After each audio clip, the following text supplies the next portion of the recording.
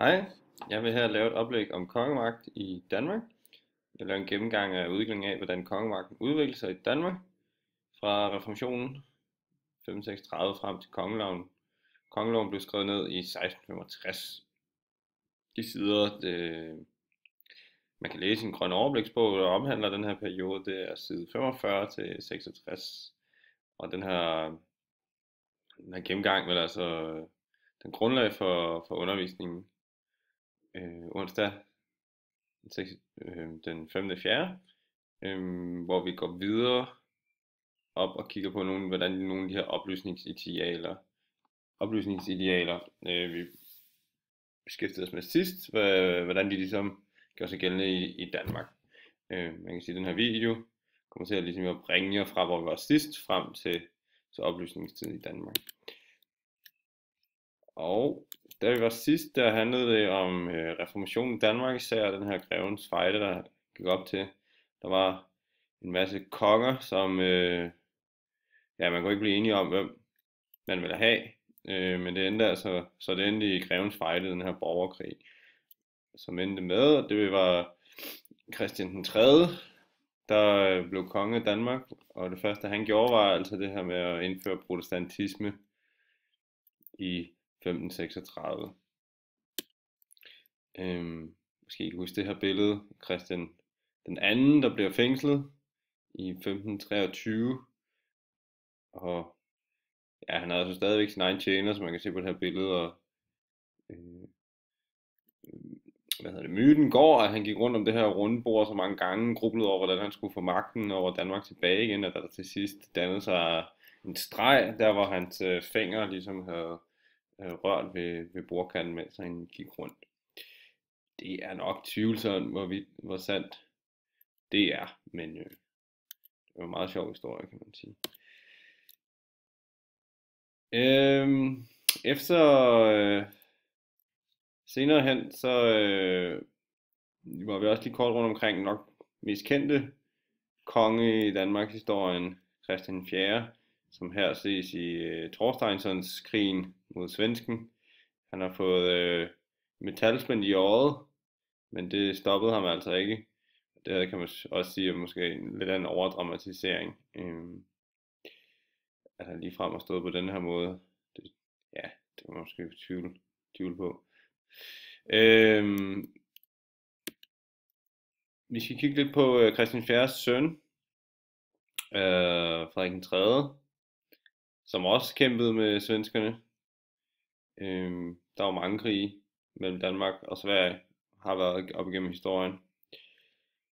Og de har faktisk verdensrekord. 134 år har de brugt på at bekrige hinanden. Lille fredelige Danmark og Sverige. Og I kan se her et overblik over, hvad der er noget af det, jeg vil prøve at komme ind på her. Og som også danner grundlag for den her øvelse, I skal lave efterfølgende.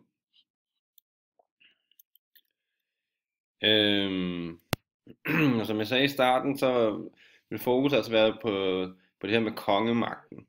Hvad er det for en kongemagt, at kongen han besidder? Og det ændrer sig lidt. Man kan sige, at Christian den 3., i det han underlægger sig kirken i 1536, den katolske kirke, er altså ikke længere den dominerende i Danmark. Den bliver protestantisk, og i samme omgang så underlægger han sig simpelthen kirken, Christian den 3., og gør kirken protestantisk og til en statskirke. Den er altså under staten. Det er staten, der administrerer kirken. Så allerede der kan man sige, at han udvider kongemagten. Og vi får de her renæssancekonger, som er relativt magtfulde, og må man ikke se det på de her mange renæssanceslotte, som vi jo stadigvæk kan se i dag, og vidner om, hvordan kongen han begynder at kunne noget, eller hvad man skal sige. Han har mange ressourcer under sig, som man så primært vælger at bruge på at bygge store slotte og kæmpe krige med ikke mindst svenskerne. Og Christian den 4., han kaster simpelthen Danmark ud i så mange krige, at Rigsrådet, som på det her tidspunkt har meget at sige, sådan en samling af landets mest betydningsfulde folk, øh, de vil have en hårdere håndfæstning, i det Frederik den 3. han blev konge i 1648. Men så sker der nogle begivenheder her, som vi prøver at kigge lidt på, hvor at Danmark går fra, øh, at vi har det her rigsråd til at have en enevældig konge. Vi går altså fra at være et såkaldt valgrige til et arverige. De begivenheder, som føres derhen, det er ikke mindst den her Karl Gustav-krig. Det er den svenske konge Karl Gustav, vi kan se illustreret her. Ikke den bedste kvalitet, det billede jeg har fundet her, men det man kan se i baggrunden her, det er soldater, der krydser isen. Hen over Storebælt. Det der går forud for det vi ser på billedet her, det er at Frederik den 3. han havde erklæret Karl Gustav krig. Man er ikke rigtig sikker på hvorfor han erklærede Karl Gustav krig, men man mener at enten så mener han simpelthen at en krig var uundgåelig, fordi Sverige var på det her tidspunkt ret stor og ret stærk, eller også så kunne der måske ligge et hævnmotiv bag.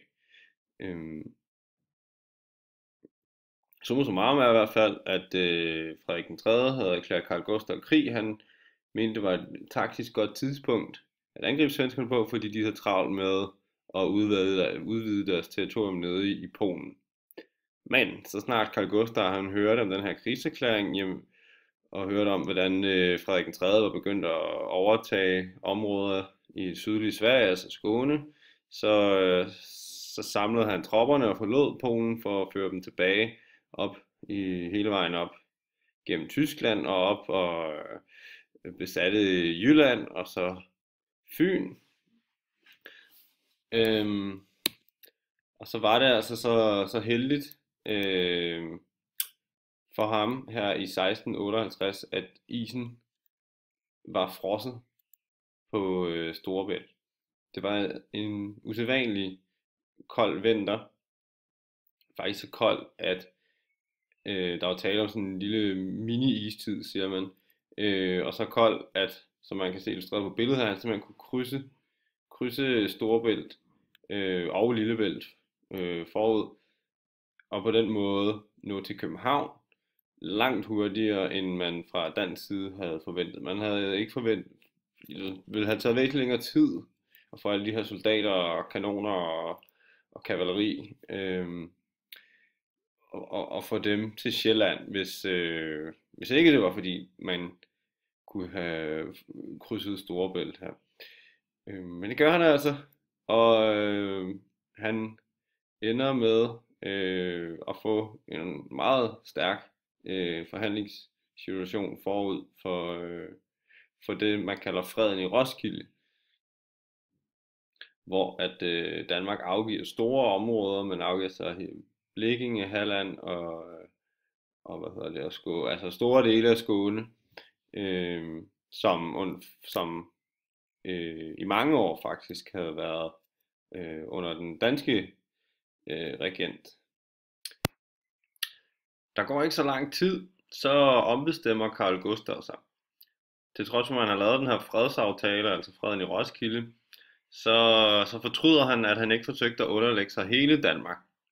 Så Karl Gustav-krig bliver også refereret til som svenskerkrigene, men netop fordi, at der simpelthen var flere omgange. Så Karl Gustav han kommer tilbage med sin store hær og underlægger sig faktisk hele Danmark på nær København. Der er kun København tilbage, som han mangler at få kontrol over, men som selvfølgelig også er den vigtigste del, fordi det er jo her kongen ligesom sidder og regerer fra. Så man har ikke slået Danmark, før man har slået København. Og der er altså Carl Gustaf han i gang sætter en 22 måneder lang belejring, hvor vi altså har svenske tropper i, i det, der i dag hedder Brønshøj, til og der simpelthen bare venter på, at Carl Gustaf han ligesom siger, nu er det nu. Og det sker så endelig. Stormen på København kalder man det, den 11. februar 1959. Og imod alle odds, der ender, øh, der ender Frederik den 3. og københavnerne faktisk med at holde Carl Gustafs tropper stand. Altså man lykkes simpelthen med at holde dem ude af bymuren. Man er ret godt forberedt på, hvad det er for et angreb, man kan forvente fra Carl Gustaf. Og ja, det lykkes simpelthen at undgå at blive besejret. Efterfølgende så går der faktisk ikke så længe, så sker det, at Carl Gustaf han går hen og dør. Og med Carl Gustafs død, jamen så dropper svenskerne ligesom ideen om at belejre Danmark. Og i 1660 så kan man ligesom ånde lettet op igen. Og man får også de andre dele af Danmark tilbage under sin kontrol. Det her forløb, det gør, at Frederik 3. han bliver betragtet som lidt af en helt, fordi at man ligesom siger, altså at det var jo ligesom bare ham, der førte an i den her modstandskamp. Eller modstandskamp var det næppe, men altså i den her krig imod svenskerne. Og der sker altså det, at man har en ordentlig stor krigsregning, der skal betales efterfølgende. Så Christian den 3., eller Frederik den 3., altså Christian den 4. søn, han inviterer adelen og borgerne og alle de forskellige stande, altså forskellige samfundsgrupper til en stænderforsamling, hvor de ligesom skal finde ud af, hvem der skal betale hvad. Og det koster altså penge at føre krig.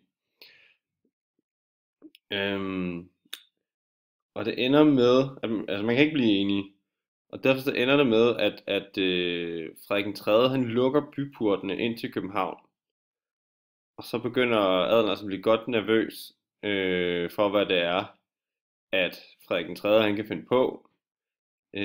Bær i mente Christian den 2.'s behandling af adelen i Stockholm, dengang han lå sig hylde der, det stockholmske blodbad.